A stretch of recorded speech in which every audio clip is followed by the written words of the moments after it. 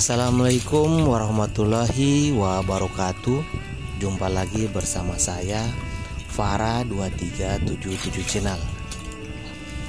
Kali ini kita akan membahas beberapa tips buat teman-teman sekalian bagi penghobi atau pemelihara ikan di dalam kolam.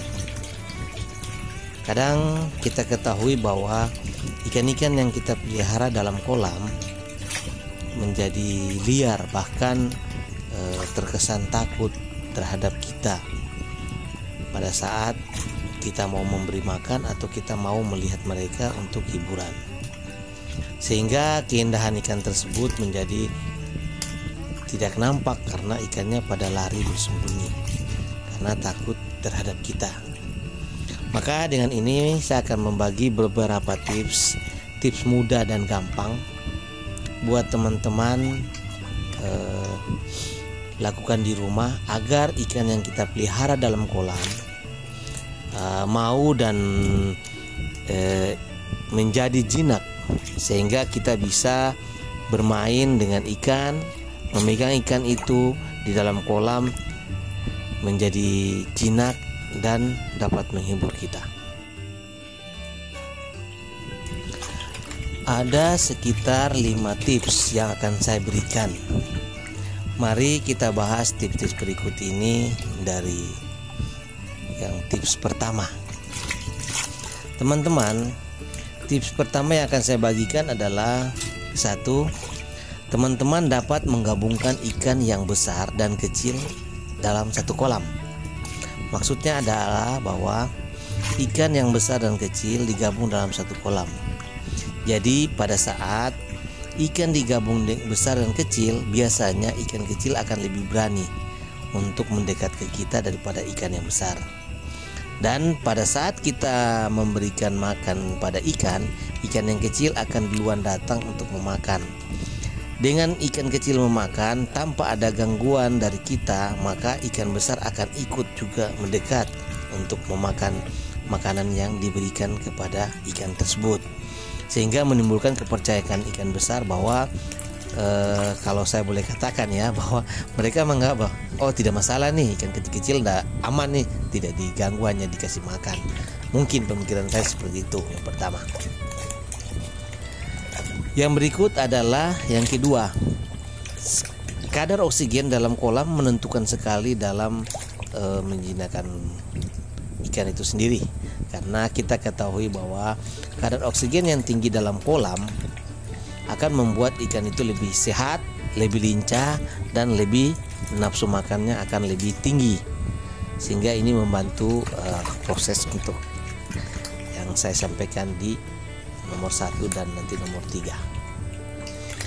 Yang berikut adalah poin yang ketiga atau tips yang ketiga adalah kasih makan ikan perlahan-lahan dan jangan hanya dilempar saja. Kadang kan kebiasaan kita adalah karena kita malas, akhirnya kita kasih makan ikan, kita lempar saja begitu. Jadi hanya dilempar dalam kolam, ikan makan sudah.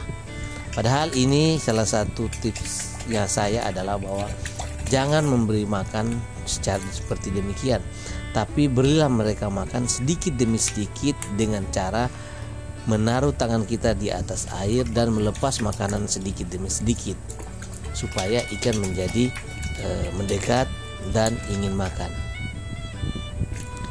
Yang berikut adalah tips yang keempat.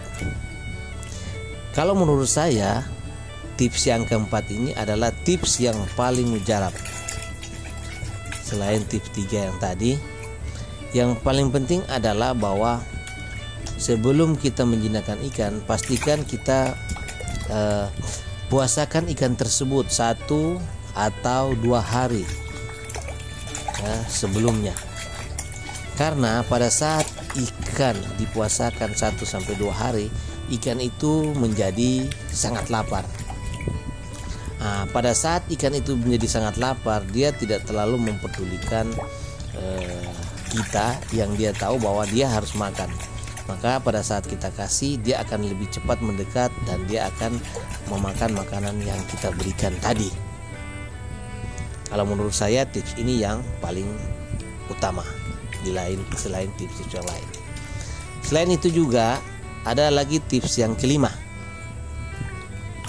Tips yang kelima ini adalah pada saat kita memberi makan ikan, pastikan jangan membuat ikan itu kaget, atau dengan cari cara dilempar saja langsung, atau kasih kaget ikannya, itu juga masalah. Jadi usahakan kasih dengan perlahan sehingga ikan itu tidak trauma dan kaget. Pada saat ikan dia kaget dan dia menjadi trauma, dia akan sulit untuk kita dekati lagi, atau kita memberi makan dia dengan tangan kita langsung, atau bahkan yang lebih ekstrim kita bisa memegang-megang dia lagi. Bahkan seperti yang video-video yang saya tampilkan tadi, saya bisa memegang ikan, mengangkat dia, dan dia santai-santai saja.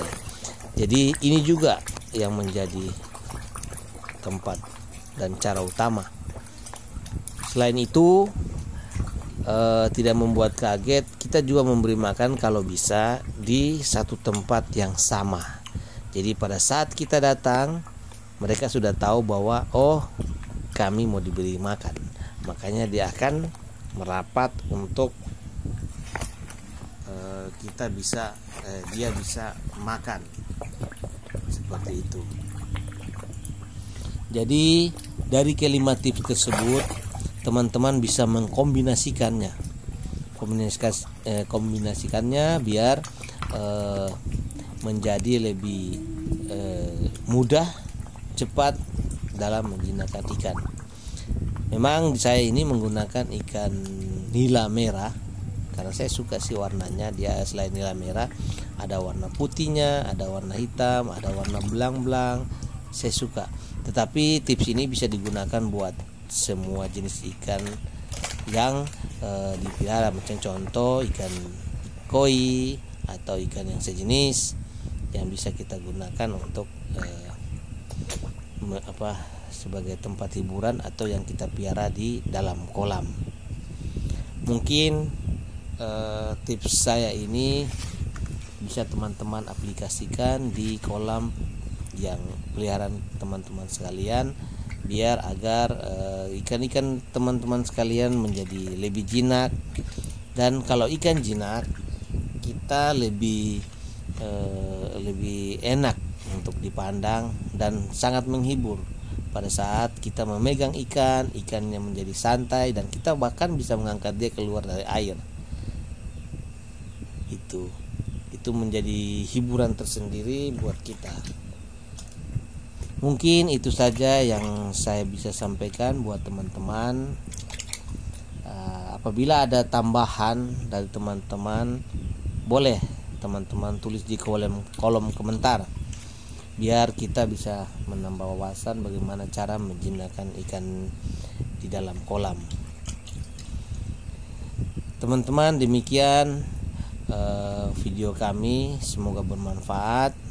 Apabila teman-teman suka dengan video ini, bantulah kami untuk like, komen, share, serta subscribe.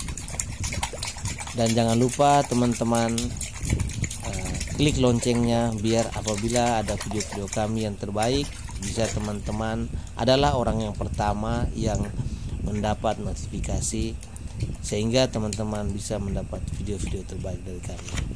Terima kasih kami ucapkan, salam sukses. Semoga teman-teman selalu dilindungi oleh Allah Subhanahu wa taala dan diberikan rezeki yang berlimpah. Kami ucapkan amin. Salam dari Farah 2377 Channel. Terima kasih.